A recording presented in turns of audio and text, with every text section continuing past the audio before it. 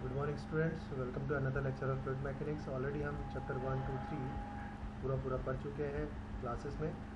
Fluid mechanics की बात कर रहे हैं हम लोग। तो फ्लूइड मैकेनिक्स में हम 1, 2, 3 चैप्टर पूरा पढ़ चुके हैं। उसके बाद में जो था फोर्थ चैप्टर वो हमने स्टार्ट कर दिया था, और फोर्थ चैप्टर में जो टॉपिक हम पढ़ चुके थे अभी तक वो था ऑरिफिस और माउथ पीसेस के बारे में हम पढ़ रहे थे, जिसमें CVB और CD को फाइंड आउट करने के लिए हमने एक्सप्रेशन फाइंड आउट कर लिया था, हेड लॉस निकाल लिया था सडन लार्वेज के कारण, कॉन्ट्रैक्शन के कारण, ऑब्स्टिकल के कारण, और फिर मैंने माउथ पीसेस क्या होते हैं वो भी आपको बताया था। आज के लेक्चर में हम पढ़ेंगे time of empty of a vessel by orifice.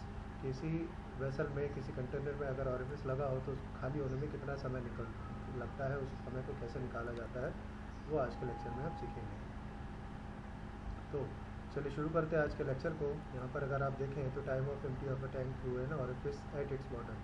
किसी ऑरिफिस को अगर हम बॉटम पे लगा दें किसी टैंक के, तो देख सकते हैं यहाँ पर एक टैंक है जिसके बॉटम पे हमने एक ऑरिफिस लगाया हुआ है।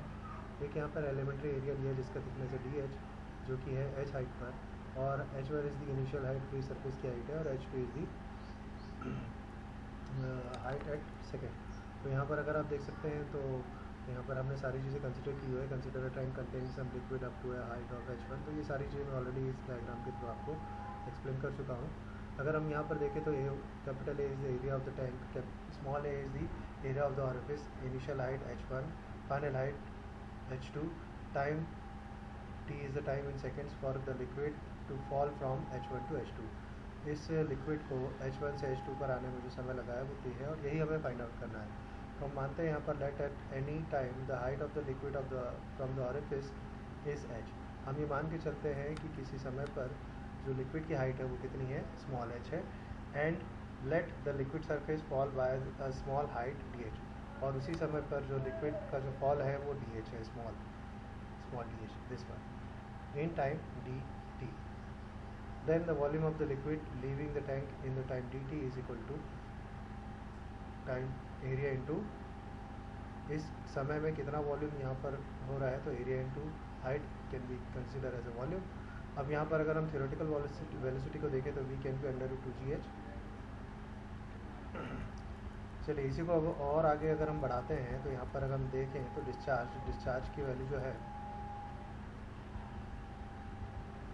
तो discharge through the orifice per second dq is CD into area into discharge. ये देख सकते हैं आप, dq is equal to discharge, उस एलिमेंट्री एरिया पर जो डिस्चार्ज है उसका वहाँ पर हम कोफिशिएंट लगाएंगे, coefficient of discharge into area of the orifice into theoretical velocity.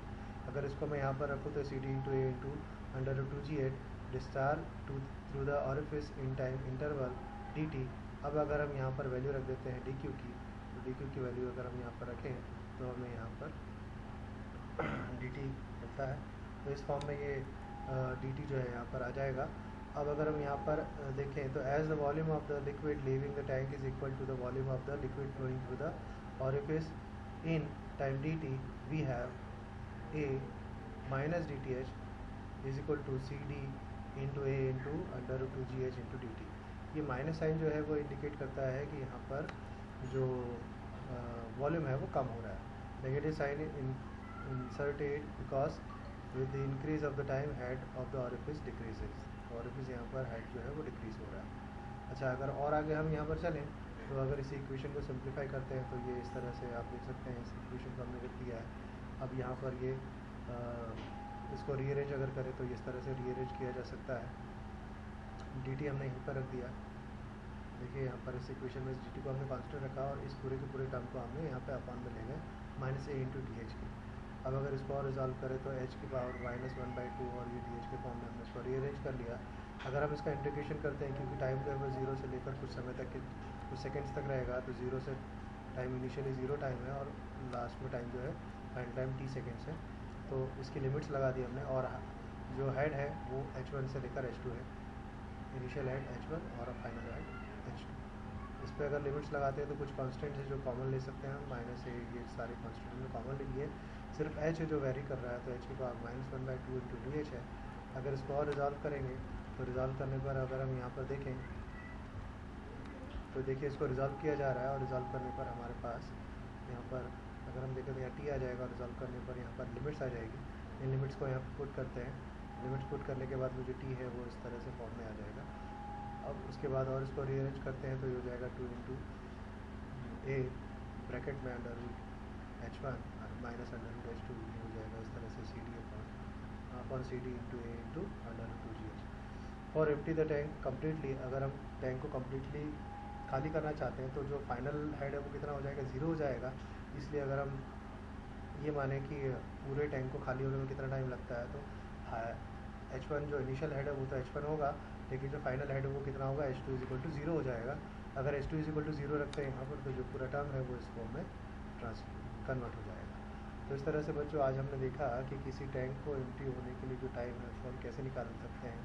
हमें सिर्फ टाइम अगर फाइंड आउट करना है तो हमें टैंक का क्रॉस सेक्शन एरिया चाहिए, capital is the tank cross section area, H is the height, initial height हमें मालूम होना चाहिए कि किसी लिक्विड की हाइट क्या है, कोफिशिएंट ऑफ डिस्चार्ज मालूम होना चाहिए, ऑरिफिस का एरिया जो कि हम ऑलरेडी कैलकुलेट कर सकते हैं, ऑरिफिस का डायमीटर अगर हमें मालूम है तो उसका एरिया कैलकुलेट कर सकते हैं, जी इज द ग्रेविटेशन एक्सीलरेशन।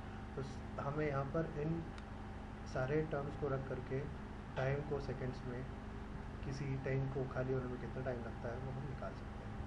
ठीक है बच्चों, तो आज के लेक्चर में हमने सीखा कि किसी टैंक के बॉटम पे अगर ऑरिफिस लगा हो तो उसको एम्प्टी करने में, उसको खाली करने में कितना टाइम लगता है। तो ये सब कुछ आज के लेक्चर में कवर किया। I hope you understand today's lecture. इसके अलावा भी और अगर कोई लेक्चर हुआ तो मैं आपको पोस्ट करूँगा। इसके नोट्स ज़रूर बनाइए बच्चों। Thank you very much.